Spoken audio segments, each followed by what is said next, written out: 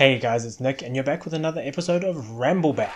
Yay! Remember the name of the show, yeah! So rumours about Skyward Sword HD have been floating around since even before E3 of this year.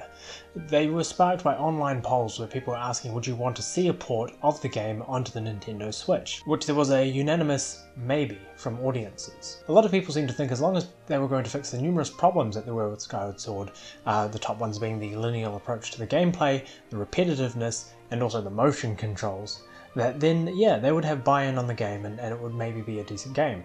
But then it wouldn't be Skyward Sword. But there might even be a better solution than reworking the game from pretty much the ground up. I'm pretty sure that Nintendo could get away with selling pretty much the same game on the Nintendo Switch, just mapping the controls over to the Joy-Cons, having maybe some additional joystick controls for changing the camera, updating the graphics and textures and the lighting and shading and etc. just to be what you'd expect from a current gen console. And I'm pretty sure that the vast majority of you, if they did it in this way, would buy it. But wait, I hear you saying, the Nintendo Switch has been marketed as a multi-purpose console. You're meant to be able to use it with TV mode, maybe with the Joy-Cons disconnected for motion controls. You're meant to also be able to use it on as tabletop mode, which could in theory work, and then handheld mode, which you can use on the toilet. on the train. That last one will be the challenge, because how does Nintendo sell a game on a console that they have said can be used in all of these different environments? And here is the answer to the hopefully 8 million copy dollar question. That joke doesn't work. The answer is that they wouldn't just release Skyward Sword HD. This is just a bit of a history lesson for all of you. You probably already know this anyway, but in the build-up to releasing Breath of the Wild on the Wii U, Nintendo looked at some of their other core 3D games just to test 3D environments in HD.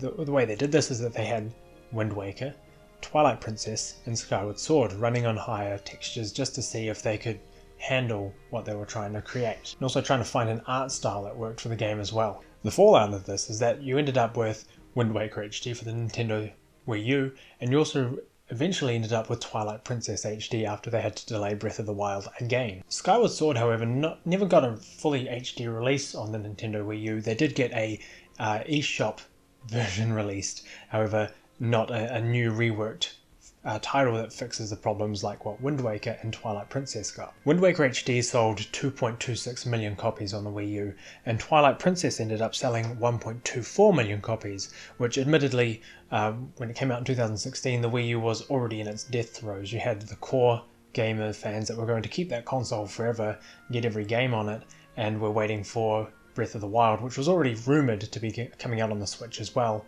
and then you had the people who were going to get rid of that console had already dropped it at that stage, so it's not surprising that the numbers are a lot lower for Twilight Princess. So just taking a step back from that, let's look at some of the other ports that were originally on the Wii U that have been released on the Nintendo Switch and see how they performed. Bayonetta 2 sold almost 400,000 copies in the first 2 months of being released on the Nintendo Switch. That is almost 100,000 more than it did for its entire lifespan on the Wii U. Mario Kart 8 released on the Nintendo Wii U back in 2014. They even had bundle packages where you could get a Wii U specifically to play Mario Kart 8. That sold 8.24 million copies on the Wii U. That's in the 4-year lifespan of it. It came out on the Nintendo Switch last year and it's already sold over 10 million copies. Donkey Kong Tropical Freeze came out that same year on the Nintendo Wii U. It sold 1.7 million copies. It's come out just recently on the Switch and it's already at 1.4 million copies. It's really creeping up on its sister version from the Wii U. So we know that Nintendo has an HD version of Skyward Sword lying around somewhere in Nintendo, gathering dust in some forgotten sealed temple maybe. I don't know how they work there. We also know that Wii U ports have proven to be very popular on the Switch and very lucrative for Nintendo. We know that Wind Waker was really well received on the Nintendo Wii U and that the audience on the internet, on forums everywhere, have been very vocal about getting a Twilight Princess port on the Switch because they missed it on the Wii U. There's also a voice of a sort of almost morbid curiosity over Skyward Sword for people who just totally skipped it on the Wii because they didn't want to get the Motion Plus controls. But now they play Breath of the Wild, they've heard about this other game, they want to see what else Zelda has to offer. And Skyward Sword is where this timeline begins. This is where there's a big gap and where Nintendo hasn't given it a chance to fix the mistakes that they've already been vocal about fixing in the past with Twilight Princess and with Wind Waker. So what I envision them doing just to make the most of it is to release a kind of Triforce edition of the 3 HD games from the GameCube through Wii versions of Nintendo, where they get Wind Waker, Twilight Princess and Skyward Sword and cram them all together on one cartridge and sell that pretty much like what they did with Crash Bandicoot recently, to great success as well. For people who already have Twilight Princess HD or Wind Waker HD, I can see them purchasing this copy for the handheld experience alone. I mean, look at Skyrim that released on the Nintendo Switch, and that's already sold over 1 million copies. And that's even considering that there are better versions of that game available on current gen consoles. So slide Skyward Sword in there with some HD reworked textures, maybe some dynamic lighting, some environmental stuff like rain or something, just to change the monotony of going back to an area and it still being the same. And fix Fee. Fee needs to be fixed. She needs to be put a gag order on her a little bit, just tone it down. It's easy fixes. Those are easy things that they can do to the game to make it a little bit more enjoyable to people who are playing it, replaying it, like myself. This would be a really good way to get buy-in for players who have never played the game in the past, have avoided it because of the graphical difference that it had when it came out in 2011. This would mean that you can still get the handheld experience from the one cartridge. If you're traveling somewhere and that's all that you've got, you could go on the train playing Wind Waker or Twilight Princess, which are great experiences, and then when you get to your hotel or you get home from school or work or whatever, you put the Switch into the dock, you take out the Joy-Cons, and you've got the full motion control experience that Skyward Sword was originally trying to deliver. But much better, because the Joy-Cons have much better motion control than the nunchuck and the Wii remote ever had. So it begs the question, is it even possible to cram these 3 games onto a 32GB cartridge and sell it to me so I can play it? And the answer to that question is, I'm pretty sure they can. Wind Waker HD was only 2.6GB of space on disk and needed 30MB of additional space for save data.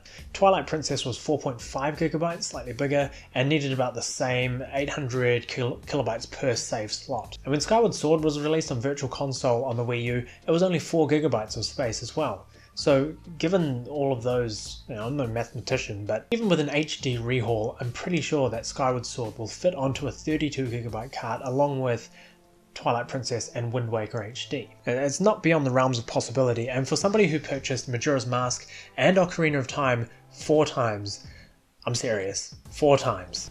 I'm talking the Nintendo 64, the Wii eShop, the Wii U eShop, and then also the 3D remakes. I think personally that I'm about due getting a bundle pack of Zelda games that I can buy for one sweet price. That'd be really nice, Nintendo, if you're listening. That would be really nice. Anyway, that's all I've actually got to cover for Ramble Bak this week. Actually, that's not all. There's a bonus, a little thing that I forgot to mention while I was recording this. I'd written it down. I do have a joke that I made about a Zelda Skyward Sword HD version. Totally forgot to say it on the night. So here it goes. You're going to enjoy this one. Sit back. Here goes the joke. They could call it the Triforce Me Out of Some More Money, Nintendo, Why Don't You Special Edition Bundle. Eh? Triforce. Yeah, back to the show. Don't take that to mean that this is going to be a weekly show. I don't have really any idea of what else to talk about. As stuff comes up, I like to cover it. I've got a few kind of speculations and theories that I'd like to talk about in this as well. It's not really news, and I'm kind of targeting this as a news show. So if you have anything you want to hear me talk about, or if there's anything that's come up, or if you want to talk about the possibility of having a Skyward Sword HD, what that would mean for you, would you buy it if it was bundled up? It's all in the comments down below, guys. You know what to do. It's YouTube. It's 2018. You know how this works. I'm not here to educate you, unless you've learned anything, then great. I'm rambling now. Thank you for watching. I'm Unoriginal. Subscribe to the channel, and I'll see you next time. Bye.